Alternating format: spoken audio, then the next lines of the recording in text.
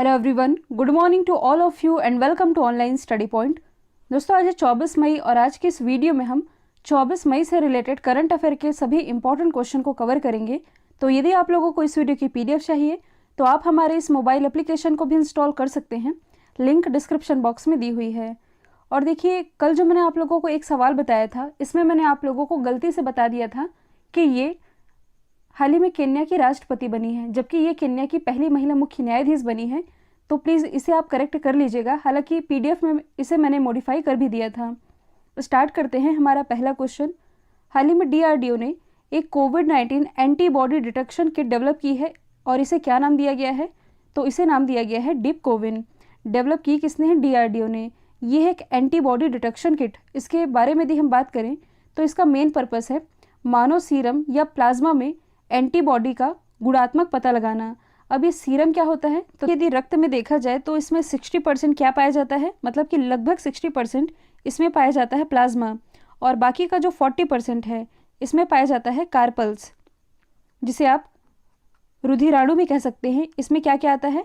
Red blood cells यानी कि लाल रक्त कणिकाएं, वाइट ब्लड सेल्स यानी कि श्वेत रक्त कणिकाएं, और प्लेटलेट्स, ये सभी आती है कार्पल्स के अंतर्गत। यहाँ हम बात कर रहे हैं प्लाज्मा की। तो देखिए, प्लाज्मा में क्या होता है कि इसका 90% हिस्सा जो होता है, मतलब कि 90% इसमें पानी ही पाया जाता है। और प्लाज्मा में कौन सा प्रोटीन पाया जाता है? पहले भी मैंने आप लोगों को बताया है, फाइब्रिनोजन प्रोटीन। ये क्या करता है? तो ये रक्त को गाढ़ा बनाता है। तो गाढ़े रक्त से किसी तरह का चेकअप, या डॉक्टर उस गाढ़े रक्त को तो ले नहीं सकता चेकअप के लिए, तो इसे पतला किया जाता है। मतलब कि इस फाइब्रिनोजन प्रोटीन को निकालने के लिए इसमें एक तरह का लिक्विड मिलाया जाता है ताकि ये पतला हो सके। इसके बाद हमें क्या प्राप्त होता है? सीरम। और इसी सीरम का इस्तेमाल डॉक्टरों के द्वारा किया जाता है। किस लिए? बीमारी की जांच के लिए। और इस सीरम में जो एंटीबॉडी पाए जाते हैं, इसका पता लगाने के लिए ये एक तरह का एंटीबॉडी डिटेक्शन किट है, नाम है डिपकोविन। डेवलप किया गया है डीआरडीओ के द्वारा। अब इसमें आप कंफ्यूज नहीं होइएगा, क्योंकि कल ही मैंने आप लोगों को बताया था कोविशील्ड के बारे में। इसे हाल ही में आईसीएमआर के द्वारा लॉन्च किया गया है। आईसीएमआर ने इसे मंजूरी दे दी है, लेकिन ये डेवलप किया गया है पुणे स्थित माई लैब प्राइवेट लिमिटेड के द्वारा। और ये क्या है? तो ये एक तरह का आप कह सकते हैं कि सेल्फ कोरोना टेस्ट किट है, जिससे कि घर बैठे कोरोना पॉजिटिव है या निगेटिव ये मात्र 15 मिनट में पता चल सकेगा। ये अगले महीने से बाजार में उपलब्ध भी हो सकेगी। लेकिन यहाँ हम बात कर रहे हैं डिपकोविन की। डिपकोविन, इसकी मदद से कोरोना वायरस को डिटेक्ट करने में सहायता मिल सकेगी, और इसे ही डेवलप किया है डीआरडीओ ने। डीआरडीओ की स्थापना हुई थी 1958 में। हेडक्वार्टर स्थित है नई दिल्ली में। अध्यक्ष हैं जी सतीश रेड्डी। यदि आप करंट से रिलेट करेंगे तो हाल ही में डीआरडीओ के द्वारा एक मेडिसिन भी डेवलप की गई है। इसका नाम क्या है? 2DG, मतलब कि 2-डीऑक्सी डी ग्लूकोज। ये एक तरह की मेडिसिन है जिसे लेने से कोरोना वायरस का जो संक्रमण है बॉडी में, ये फैल नहीं पाएगा, और ये डीआरडीओ ने ही डेवलप की है। इसके अलावा सीआरपीएफ के जवानों के लिए, central reserve police force, CRPF के जवानों के लिए एक बाइक एम्बुलेंस जिसका नाम है रक्षिता, ये भी डीआरडीओ के द्वारा ही डेवलप की गई है। अगला है, किस संगठन ने दुनिया का सबसे बड़ा और सबसे शक्तिशाली अंतरिक्ष विज्ञान दूरबीन, जिसका नाम है जेम्स वेब स्पेस टेलीस्कोप, ये डेवलप किया है? तो ये कारनामा कर दिखाया है नासा ने। नासा जो कि अमेरिका की स्पेस एजेंसी है। डेवलप तो किया गया है नासा के द्वारा, लेकिन इसे इसी साल, मतलब कि 2021 में भेज दिया जाएगा। और ये किसका स्थान लेगा? तो ये स्थान लेगा हबल स्पेस टेलीस्कोप का, जो कि प्रेजेंट टाइम में ब्रह्मांड पर नज़र रखने का काम कर रहा है। एक तरह का दूरबीन का काम ये कर रहा है हबल स्पेस टेलीस्कोप, और इसी के स्थान अब ये नया टेलीस्कोप लेने जा रहा है। अब यदि हम बात करें नासा की, नासा की स्थापना 1958 में हुई थी। हेडक्वार्टर स्थित है वॉशिंगटन डीसी में। नासा से ही रिलेटेड कुछ करंट के फैक्ट हैं जो कि चर्चे में रहे हैं। नासा का आर्टेमिस मिशन, जो कि एक तरह का चंद्र मिशन है, 2024 में लॉन्च किया जाएगा। ये क्यों चर्चे में आया था? क्योंकि इसमें पहली बार किसी महिला अंतरिक्ष यात्री को भेजा जाएगा, और दूसरी बार किसी पुरुष अंतरिक्ष यात्री को भेजा जाएगा, लेकिन वह अश्वेत होगा, मतलब कि वह अंग्रेज नहीं होगा, और कोई हो सकता है, चाहे भारतीय हो सकते हैं या अफ्रीकन, केवल वह अंग्रेज नहीं होगा। और पहली बार महिला को इस मिशन के तहत भेजा जाना है। यदि हम बात करें मिशन परसिवरेंस की, ये भी चर्चे में रहा है। मंगल ग्रह पर यह पहुंच चुका है, और इसी का एक रोवर है इंजीन्यूटी रोवर, जो कि चर्चे में रहा है। बेन्नू, जो कि एक तरह का क्षुद्र ग्रह है, इसके लिए जो मिशन भेजा गया था जो चर्चे में रहा है इसका नाम है ओसिरिस रेक्स। और नासा के एक अंतरिक्ष यात्री हैं जिनका नाम है केट रूबिन्स। इन्होंने हाल ही में अंतरिक्ष पर पहली बार, मतलब कि जो इंटरनेशनल स्पेस स्टेशन है, यहाँ पहली बार मूली की फसल उगाई थी।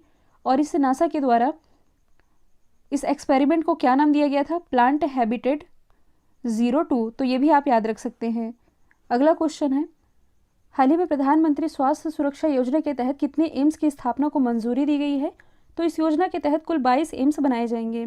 तो जैसा कि आप सभी जानते हैं कि बीते कुछ महीनों में भारत की जो स्थिति रही है, स्पेशली यदि हेल्थ सेक्टर में देखा जाए तो भारत किस पोजीशन पर खड़ा हुआ है, ये हम आप सभी ने देख ही लिया है। मतलब कि इलाज ना मिल पाने के कारण न जाने कितने परिवारों ने अपने अपनों को खो दिया है। और देखा जाए तो ये जो क्रम है ये अभी भी जारी है।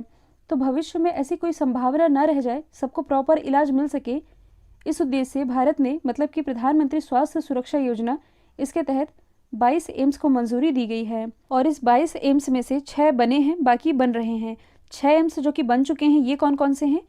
भोपाल, जोधपुर, पटना, रायपुर, ऋषिकेश और भुवनेश्वर के एम्स। बाकी बनने बाकी हैं। हाल ही में चाइना के द्वारा किस देश के सहयोग से तियानवान और सुदापू परमाणु ऊर्जा संयंत्रों का निर्माण किया जा रहा है? तो चाइना को अब सहयोग मिल चुका है रशिया का। देखिए, हाल ही की न्यूज़ है, चाइना के जो प्रेसिडेंट है शी जिनपिंग और रशिया के जो प्रेसिडेंट है व्लादिमीर पुतिन, इन्होंने हाल ही में न्यूक्लियर एनर्जी प्रोजेक्ट का उद्घाटन किया है। अब ये इम्पॉर्टेंट क्यों है?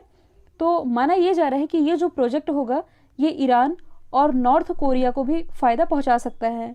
अब ये ईरान और नॉर्थ कोरिया ये कहाँ से बीच में आ गए? तो देखिए, आप सभी जानते हैं कि जब डोनाल्ड ट्रंप की सरकार थी उसी समय से इसने 3 कंट्रीज़ के ऊपर बैन लगा रखा है। मतलब कि ट्रेड बैन आप कह सकते हैं, रशिया, ईरान और नॉर्थ कोरिया, कि हम 3 कंट्रीज से व्यापार नहीं करेंगे और अदर कंट्री जो कि इनके साथ व्यापार करेगी उनके साथ भी हमारे संबंध खराब हो सकते हैं। तो आप कह सकते हैं कि अमेरिका के विरोध में ही एक तरह का गुट है जो कि अब बना रहा है चाइना और रशिया। तो चाइना और अमेरिका का विवाद ये तो पुराना ही है, चला ही आ रहा है, आप सभी जानते हैं। रशिया के साथ क्या मैटर हुआ था? तो अभी हाल ही में अमेरिका के अंतर्गत एक पेट्रोलियम कंपनी में जो साइबर अटैक हुआ था, और भी कुछ सारी घटनाएं होती हैं जिसमें कि अमेरिका के द्वारा रशिया को ही ब्लेम किया जाता है। ऐसे में एक तरह का गुट बना लिया है चाइना ने और रशिया ने। ये काम करेंगे परमाणु ऊर्जा संयंत्रों पर, जिससे कि ये फ़ायदा पहुंचा सकते हैं ईरान और नॉर्थ कोरिया को। ये अमेरिका के खिलाफ एक तरह का गुट है आप कह सकते हैं। और इसलिए अब चाइना के अंदर रशिया ने 2 जगह पर न्यूक्लियर रिएक्टर विकसित करने का फैसला किया है, तियानवान और सुदापू परमाणु ऊर्जा। तो ये अपनी ताकत दिखाना चाह रहे हैं परमाणु ऊर्जा के क्षेत्र में। किसे दिखाना चाह रहे हैं? जो कि दुनिया की सबसे शक्तिशाली कंट्री मानी जाती है, अमेरिका, इसे। और इसी के लिए अब चाइना को सहयोग मिल चुका है रशिया का। रशिया की यदि हम बात करें तो इसका वह वाला हिस्सा जो कि एशिया महाद्वीप के अंतर्गत आता है यह कहलाता है साइबेरिया, जबकि इसकी जो कैपिटल है मॉस्को, ये स्थित है यूरोप महाद्वीप में। यहाँ की करेंसी क्या है? तो ये है रूबल। प्रेसिडेंट है व्लादिमीर पुतिन, प्राइम मिनिस्टर है मिखाइल मिशस्टिन। भारत और रशिया के बीच 2 एक्सरसाइज होती है, इंदिरा और एविया इंदिरा। रशिया और चाइना की लोकेशन यदि आप देखेंगे तो यहाँ स्थित है आमूर रिवर। इसी आमूर रिवर को, मतलब आप कह सकते हैं आमूर रिवर, ये चाइना और रशिया के बीच अंतर्राष्ट्रीय विभाजन या अंतर्राष्ट्रीय रेखा का काम भी करती है।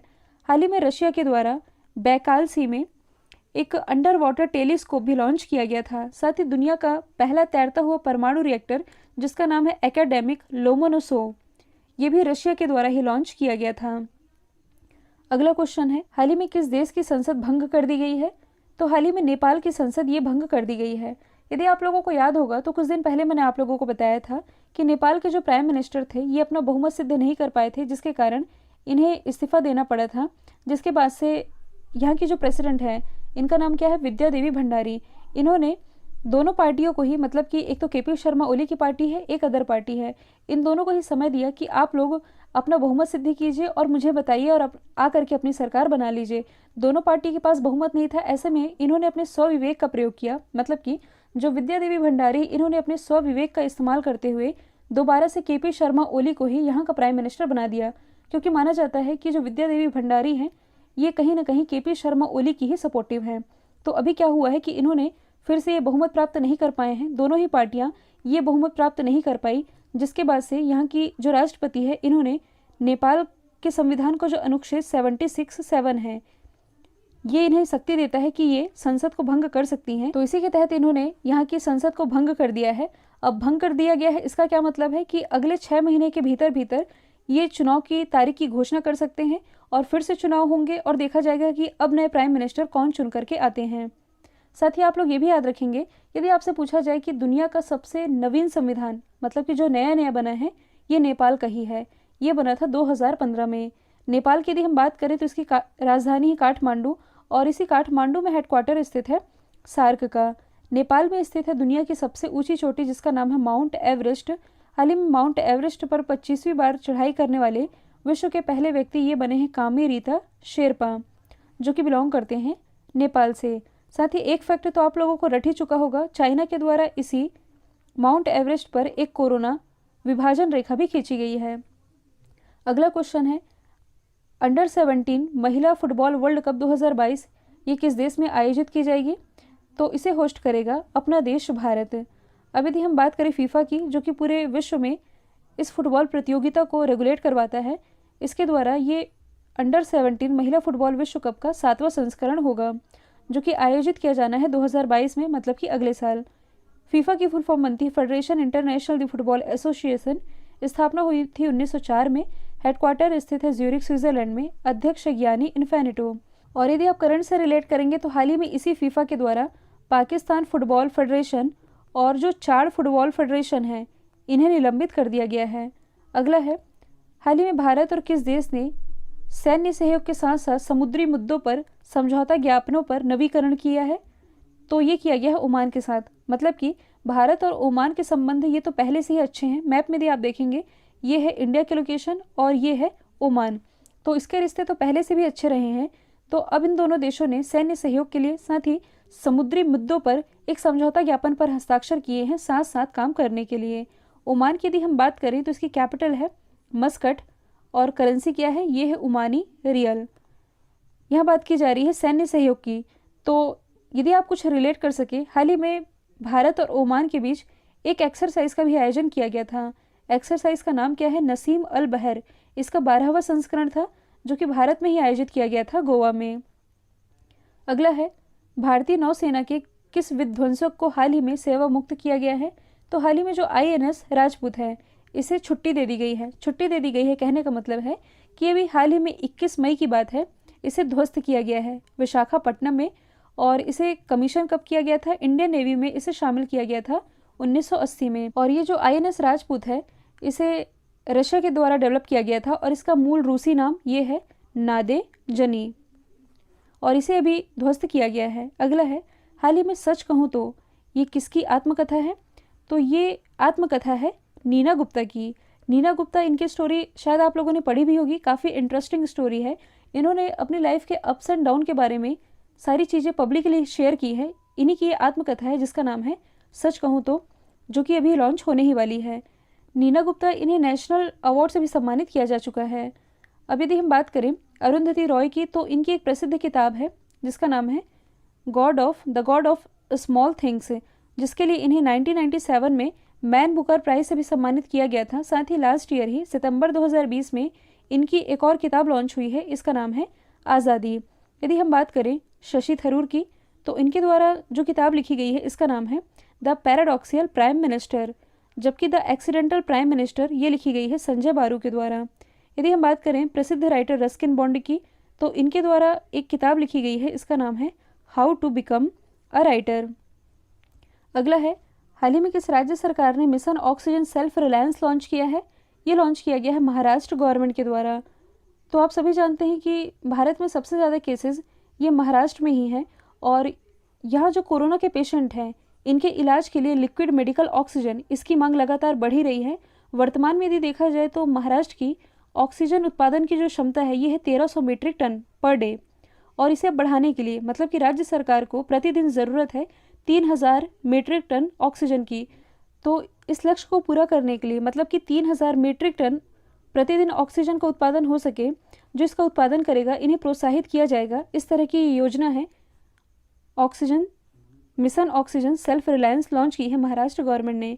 यदि हम बात करें महाराष्ट्र की, इसकी राजधानी है मुंबई। मुख्यमंत्री हैं उद्धव ठाकरे, राज्यपाल है भगत सिंह कोश्यारी, मुख्य न्यायाधीश है दीपंकर दत्ता, प्रमुख नृत्य हैं तमाशा लावनी। NSE BSE यानी कि national stock exchange, Bombay stock exchange, security and exchange board of India, इन सभी का हेडक्वार्टर मुंबई में ही स्थित है। गेटवे ऑफ इंडिया ये भी मुंबई में है, जबकि इंडिया गेट ये स्थित है दिल्ली में। यदि आप करंट से रिलेट करेंगे तो एशिया की पहली सौर ऊर्जा से संचालित कपड़ा मिल ये महाराष्ट्र के परभड़ी में शुरू की जानी है। साथ ही कल ही मैंने आप लोगों को बताया था कि महाराष्ट्र के पालघर में जो GI टैग प्राप्त चीकू का उत्पादन किया जाता है, इसका पहली बार एक्सपोर्ट किया गया है ब्रिटेन को। हाल ही में किसने अपने वेब ब्राउज़र जिसका नाम है इंटरनेट एक्सप्लोरर, इसे बंद करने की घोषणा की है? तो इंटरनेट एक्सप्लोरर ये किसका ब्राउज़र है? माइक्रोसॉफ्ट का। जबकि अभी आप लोग यूज़ करते होंगे क्रोम, ये किसका है? तो ये है गूगल का। तो हाल ही में माइक्रोसॉफ्ट के द्वारा अपने इस वेब ब्राउज़र इंटरनेट एक्सप्लोरर को बंद करने की घोषणा की गई है। यदि हम बात करें माइक्रोसॉफ्ट की, स्थापना हुई थी 1975 में और स्थापना की किसने थी? बिल गेट्स और पॉल एलन ने, जिसमें कि जो पॉल एलन है ये अब दुनिया में नहीं रह गए हैं। और प्रेजेंट टाइम में माइक्रोसॉफ्ट के CEO कौन है? ये है भारतीय मूल के सत्या नडेला। कल जो मैंने आप लोगों से सवाल पूछा था इसका राइट आंसर था झारखंड। अब आप लोगों के लिए आज का सवाल है, हाल ही में वर्ल्ड कोरियोग्राफर अवार्ड जीतने वाले पहले भारतीय कौन बने हैं? इसका जो भी आंसर है कमेंट बॉक्स में बताइएगा। वीडियो यदि पसंद आया तो लाइक कीजिए, शेयर कीजिए और चैनल को सब्सक्राइब करना बिल्कुल मत भूलिएगा। आज के लिए इतना ही। Thank you so much.